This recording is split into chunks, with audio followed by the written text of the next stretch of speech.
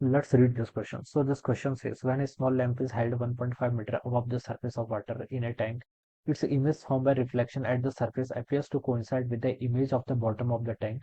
New of water 4/3 है, depth of the tank is आपको यहाँ पर कैलकुलेट करके बताना है। ठीक है, तो चलिए इस क्वेश्चन को स्टार्ट करते हैं। So we can write down the key concept of this question. इस क्वेश्चन का बच्चों आप की कॉन्सेप्ट क्या लिख सकते हैं? डेप्थ ऑफ द टैंक बताना है। ठीक है, रिफ्रैक्शन का फिनोमिना हो रहा है यहाँ पर आपका। ठीक है बच्चों, रिफ्रैक्शन का फिनोमिना होगा।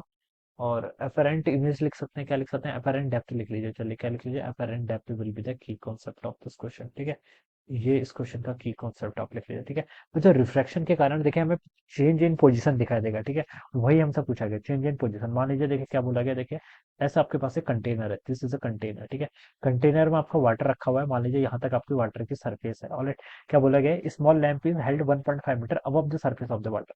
मान लीजिए बच्चों यहाँ पर ऐसा कोई लैंप है। ठीक है, ये वाटर के सरफेस से कितनी हाइट दे रखी है इसकी? 1.5 मीटर अबव दे रखी है, 1.5 meter above. Okay, in a tank where its image formed by reflection at the surface appears to coincide with the image of the bottom of the tank।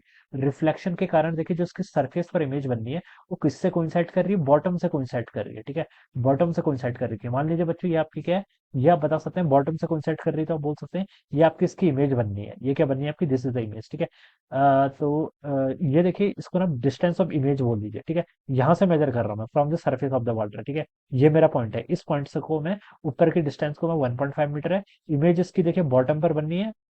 Sorry, इसको आप D object लिखेंगे ना, ये आपकी distance object की है। ठीक है, आपका ओरिजिनल ऑब्जेक्ट है तो यहाँ पर रखा हुआ है ना, दिस इज अवर ऑब्जेक्ट। ठीक है, इमेज इसकी बॉटम से कोइंसाइड कर रही है। ठीक है, तो ये आपकी क्या हो जाएगी? ये आपका डिस्टेंस ऑफ ऑब्जेक्ट डीओ लिख लेते हैं, इसको डिस्टेंस ऑफ इमेज लिख लीजिए। ठीक है, ये कहाँ पर बनना है? बॉटम पे बनना है। यानी कि जो डिस्टेंस ऑफ इमेज होगी वही क्या होगी? इसकी डेप्थ भी होगी। ठीक है, डेप्थ भी होगी। ठीक है, ये आपको बता रखा है। बच्चों देखिए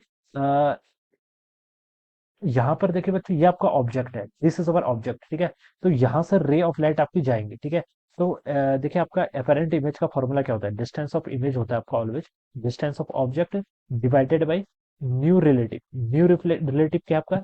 रिलेटिव रिफ्रैक्टिव इंडेक्स। क्या होता है आपका? Relative refractive index. ठीक है, मुझे डी आई की वैल्यू बच्चे यहाँ पर से कैलकुलेट करके बतानी है। डी ओ के आपके डिस्टेंस ऑफ ऑब्जेक्ट कितनी है? 1.5 मीटर अबव है। कितना आपका? 1.5 मीटर, ऐसे लिख लीजिए। ठीक है, डिवाइडेड बाई।